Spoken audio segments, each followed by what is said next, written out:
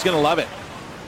This is the first wave here, the 4.67. And like I said, I don't expect this to be in his top two. You know, as we talked about the importance of that first maneuver there, it really kind of set the tone for the wave. You know, it didn't have the speed through it. He just kind of placed himself. Second turn was nice.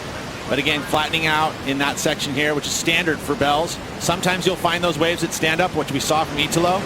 And that's going to reflect in Italo's score. Going to be one of the best waves of the day. Solid numbers coming through for the Brazilian. How good is this? Finals day at the Rip Curl Pro Bells Beach, and Italo looking to get things started nice and early. Drives up into that first section, critical turn under the lip, up into the bowl once again. Italo in classic form, maybe career best form, and a lot of people talking about this guy's title chances this year. A great way to kick off this huge quarterfinal clash, and he hammers his wave right through to the inside.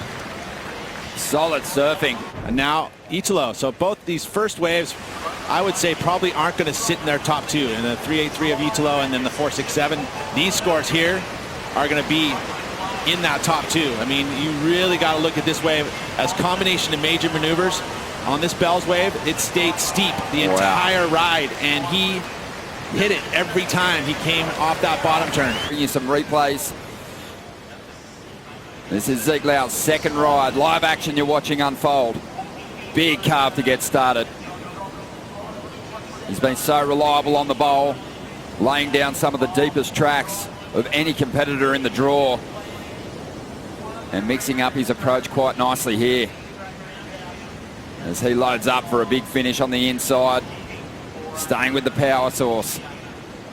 Hanging back, waiting for this wave to stand up before blitzing the end section. And he likes the feel of that. So just under 25 minutes to go.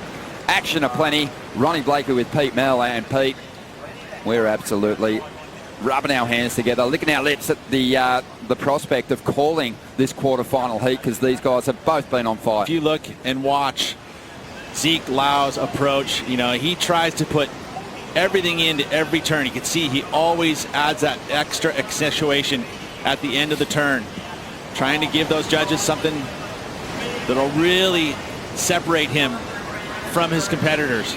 I mean, whether you like it or not, what he did against John Florence has got him into this finals day. Again, back-to-back, he's been on finals day. What a great finish as well. Puts out the wings. He's going to just try and do everything he can just to combat that same kind of approach that we saw from Zeke Lau, whereas the demeanor of John Florence isn't necessarily going to see him do that type of competing. Italo up once again, now trying to get rid of that 3.83. Surfing with so much speed down here at Bells this year as he climbs up onto this steep section. Super critical and so good as he falls out of the lip in maintaining control and staying on his feet. You know, you look at Italo, and you know, we talk about where he's grown up surfing. He surfed this really tight little right-hand sand point break, and he's really good in transition, those tight transitions especially.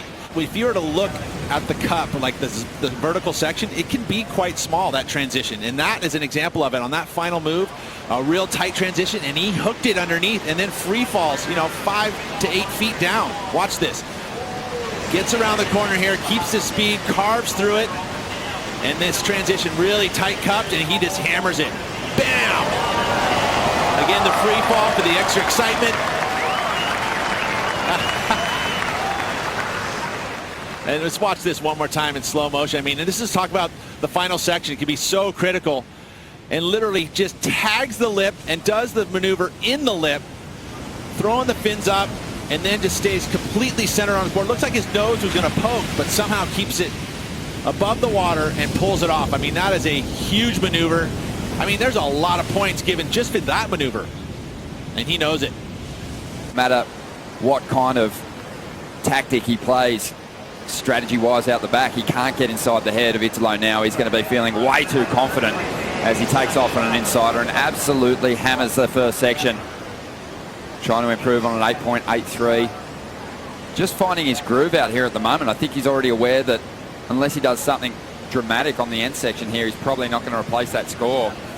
But he's just basically enjoying a warm-up session there. He is. I mean, at this point, it would be that the comfort that you're feeling inside that jersey is as warm as can be. he surfs this way. I mean, I think one of the biggest strengths for Italo is, you know, he came off of the tour, and if you watch this, how loose he is, he's able to adjust to every venue so easily.